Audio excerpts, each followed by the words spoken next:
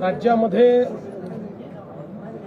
जी अतिवृष्टी आणि महापूर आला त्यानंतर राज्य सरकारच्या वतीनं जे रिलीफ पॅकेज घोषित करण्यात आलं होतं त्याचा आज आढावा मंत्रिमंडळाच्या बैठकीमध्ये आम्ही घेतला।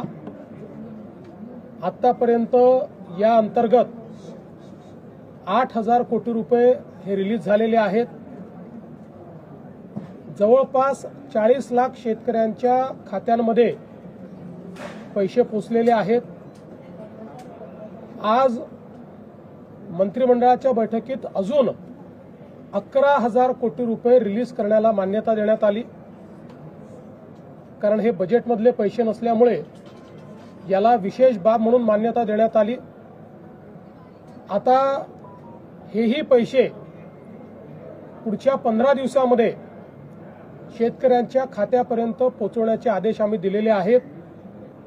आत्ता जो काही निधी गेलेला आहे हा वेगवेगळ्या जिल्ह्यांमध्ये वेगवेगळ्या पद्धतीने गेलेला आहे।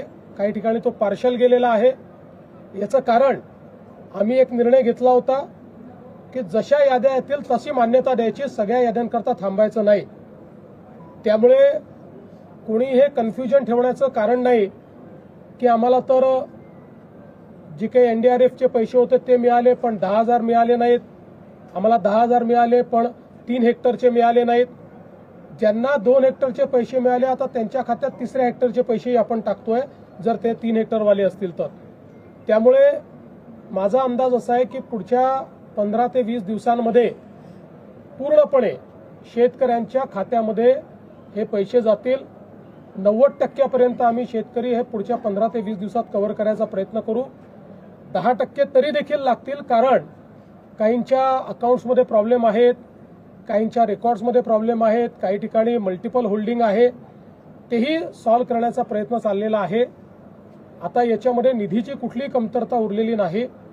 फक्त आपण एक समजून घेतलं पाहिजे की याची प्रोसेस आहे, त्या प्रोसेसमध्ये 2 वेळा याद्या व्हॅलिडेट कराव्या लागतात। कारण जसं कोणी पात्र सुटू नये तसंच कोणी अपात्र किंवा जो एलिजिबल नाही त्याच्या खात्यामध्ये पैसे जाऊ नये याकरता याच्यात मोठ्या प्रमाणात आपल्याला त्याचं रिव्हॅलिडेशन करावं लागतं। एक सुदैवाने ॲग्रीस्टॅकचा डेटा असल्यामुळे ॲग्रीस्टॅकचे जे अकाउंट होल्डर आहेत या कोणाचंही आम्ही ई-केवायसी करत नाहीये, अन्यथा ई-केवायसीलाच 1 महिना लागला असता। फक्त एखाद्या केसमध्ये जिथे ॲग्रीस्टॅकमध्ये नाव नाही आणि एलिजिबिलिटी आहे त्यांचंच केवळ ई-केवायसी आपण करतोय। त्यांनाही आपण पहिले मदत देऊ, त्याच्यानंतर मग ई-केवायसी करू असाही निर्णय आपण केलेला आहे। त्यामुळे पुन्हा एकदा सांगतो की जवळपास आपण त्या ठिकाणी जी थेट मदत आहे त्यापैकी 8,000 कोटी रिलीज केली आहे। 11,000 कोटी आज रिलीज आपण करतो आहोत आणि आता ती आपल्या शेतकऱ्यांच्या खात्यामध्ये जायला सुरुवात झालेली आहे। घाई करू नका, अजून थांबतो कळून जात नाही।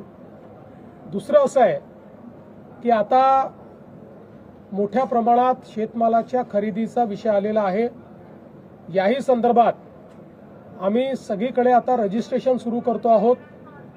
रजिस्ट्रेशनचं कारण आपल्याला माहिती आहे, आपण ही पद्धत याकरता सुरू केली की पूर्वी जर रजिस्ट्रेशन केलं नाही तर व्यापारीच शेतकऱ्याचा माल विकत घेऊन कमी पैशाने विकत घ्यायचे आणि सरकारला जास्त पैशाने विकायचे, आणि म्हणून आता आपण शेतकऱ्यांचं रजिस्ट्रेशन घेतो आणि मग त्यांचा माल रजिस्ट्रेशन नंतर खरेदी करतो। तशा प्रकारचं रजिस्ट्रेशन आपण सुरू केलेलं आहे। शेतकऱ्यांना माझी विनंती आहे की शेतकऱ्यांनी रजिस्ट्रेशन करावं। व्यापारी जर हमी भावाप्रमाणे तुमचा माल खरेदी करत असेल तर जरूर व्यापाराला विका, पण हमी भावापेक्षा कमी भाव जर व्यापारी देत असतील तर रजिस्टर करून सरकारच्या खरेदी केंद्रावर आपला माल टाका। आपल्या खात्यामध्ये हमी भावाप्रमाणे आपल्याला पैसे मिळतील। तर या संदर्भातली सुरुवात देखील संपूर्ण राज्यामध्ये आपण केलेली आहे। यासोबत आज सोलापूर, तुळजापूर, धाराशिव ही जी आपली रेल्वे मार्ग आहे याच्या सुधारित आराखड्याला मान्यता देण्यात आलेली आहे। जवळपास 3,295 कोटीच्या आराखड्याला मान्यता दिली आहे। 50% पैसे यातले राज्य सरकार देणार आहे, 50% केंद्र सरकार देणार आहे। यामुळे मोठ्या प्रमाणात या ठिकाणी धाराशिव जिल्ह्याला तर फायदा होणारच आहे.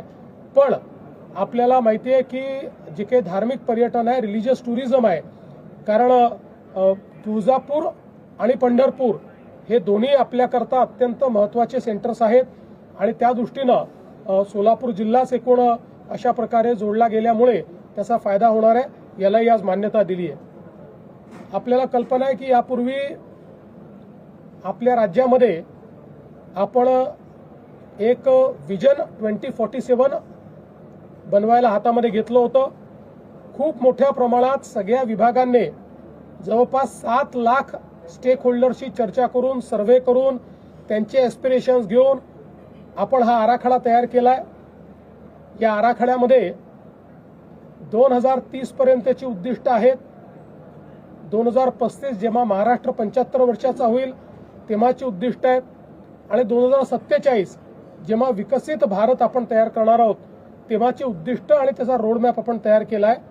आज या विकसित महाराष्ट्र 2047 हे जे आपलं डॉक्युमेंट आहे, हा जो आपला प्लॅन आहे, याला मंत्रिमंडळाने मान्यता दिली आहे आणि आता लवकरच हा प्रकाशित केला जाईल. शेतकऱ्यांचे एकूण पॅकेज जाहीर केलेलं आहे, त्यापैकी किती टक्के अंमलबजावणी असं आहे की जे थेट शेतकऱ्यांच्या खात्यात जाणार आहे ते जवळपास 21,000 कोटी रुपयाचं पॅकेज आहे. त्यापैकी मी सांगितलं 8,000 कोटी हे आम्ही ऑलरेडी रिलीज केलेले आहेत. 11,000 कोटी आज रिलीज करण्याकरता दिलेले आहेत आणि 1,500 कोटी रुपये स्वतंत्रपणे आम्ही रिलीज करतो. त्यामुळे ते पूर्ण जेवढं पॅकेज आहे ते सगळं रिलीज करतो. वसंतदादा शुगर इन्स्टिट्यूट चौकशी संदर्भात काही बातम्या येतात, त्यामध्ये काही तथ्य आहे की? मला असं वाटतं की काही लोक जाणीवपूर्वक या ठिकाणी आमच्यावर अन्याय होतोय, आम्हाला मारलं जात आहे, अशा प्रकारचा एक माहोल तयार करण्याचा प्रयत्न करतायत. काही लोक विनाकारण ज्याला आपण असं म्हणू शकतो की आम्ही शहीद होतो असं दाखवण्याचा प्रयत्न करतायत. त्या सगळ्यांना मी सांगू इच्छितो, वसंतदादा शुगर इन्स्टिट्यूटची कुठलीही चौकशी राज्य सरकारने सुरू केलेली नाही. या ठिकाणी ज्यावेळेस आपला गाळप हंगामाची बैठक झाली होती त्या बैठकीमध्ये वेगवेगळे जे पैसे आपण कापून घेतो त्याचा विनियोग नेमका काय होतो या संदर्भातली माहिती घेतली पाहिजे असं सर्व समक्ष ठरलं. त्यामध्ये आपण वसंतदादा शुगर इन्स्टिट्यूट करता वर्षानुवर्ष 1 रुपया हा कापून घेतो. त्यामुळे जसं इतरांनी त्या पैशाचं काय केलं याची माहिती मागितली तेवढीच माहिती साखर आयुक्तांनी ही वसंतदादा इन्स्टिट्यूटला मागितली आहे. त्या बैठकीत वसंतदादा इन्स्टिट्यूटचे पदाधिकारी पण होते, सगळे साखर कारखानदारही होते. सगळ्यांच्या समक्ष जे ठरलं तेवढीच माहिती मागितलेली आहे. त्यामुळे विनाकारण वसंतदादा इन्स्टिट्यूटची चौकशी चालू केली. आमच्याकडे तक्रार आली, गंभीर असेल तर आम्ही करूही, पण अशी कुठली तक्रारही आलेली नाही, त्याच्यामुळे चौकशी करण्याचा प्रश्नच उठत नाही.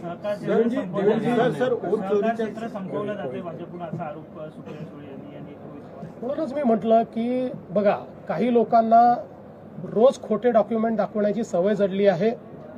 आता आजच त्यांनी दाखवलेलं पॅन कार्ड हे खोटं निघालं. आता ते माफी मागणार आहेत का? त्यांनी जाहीर माफी मागितली पाहिजे. त्या संदर्भात तर आता म्हणजे ते पॅन कार्ड नेमकं काढलं कोणी याच्यावर आता FIR दर्ज होतोय.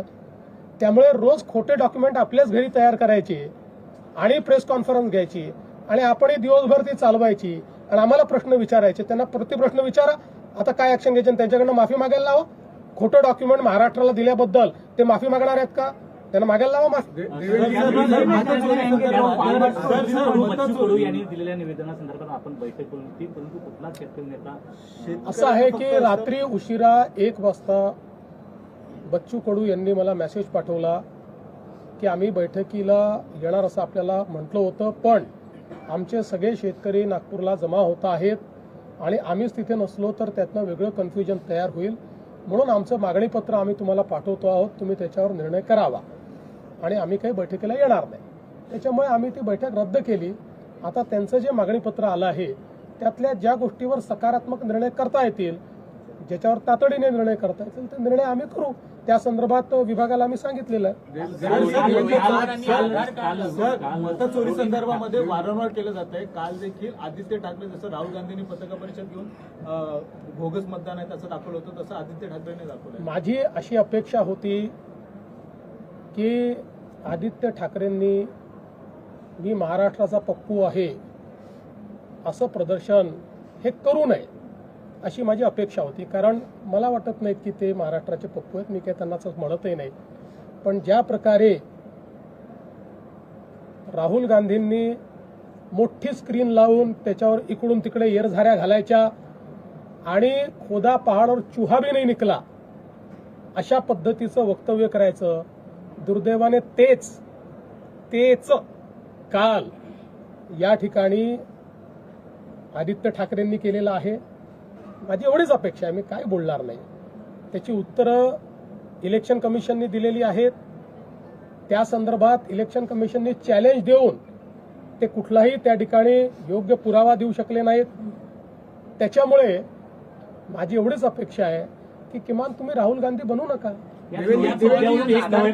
याच मुद्द्यावरून 1 नोव्हेंबरला सर्वपक्षीय आंदोलन, त्याच्यावर मी कालच सांगितलं कव्हर फायरिंग आहे. त्यांना माहिती आहे निवडणुका हरणार आहे म्हणून कव्हर फायरिंग करतात. देवेंद्र जी, जिस तरीके से आदित्य ठाकरे ने कल जो वर्ली में दिखाया और उसके बाद 1 नवंबर को मोर्चा ले जाने की तैयारी, इसको कैसे देखते हैं? देखिए, मेरी अपेक्षा इतनी थी कि मैं आदित्य ठाकरे को थोड़ा बहुत जानता हूं, इसलिए मुझे अपेक्षा नहीं थी कि वो भी पप्पूगिरी करेंगे. उन्होंने भी राहुल गांधी जी की स्टाइल में बड़ी स्क्रीन लगाना और फिर हमने देखा राहुल गांधी जी इधर से उधर चल रहे, उधर से इधर चल रहे और जो बोला उसमें खोदा पहाड़ और निकला चूहा भी नहीं, ऐसा जो राहुल गांधी का प्रदर्शन था बस उसी का रेप्लिका यहाँ पर आदित्य ठाकरे इन्होंने किया है. और मैं ऐसा मानता हूं कि उनका कवर फायरिंग चल रहा है. उनको पता है जनता उनके साथ नहीं है, वो चुनाव में जीत नहीं सकते, इसलिए कवर फायरिंग कर रहे हैं कि हारने के बाद फिर यही वीडियो दिखाएंगे, देखिए हमने तो कहा था इसलिए हम हारे. ये एक प्रकार से लोकतंत्र का मजाक उड़ा रहे हैं.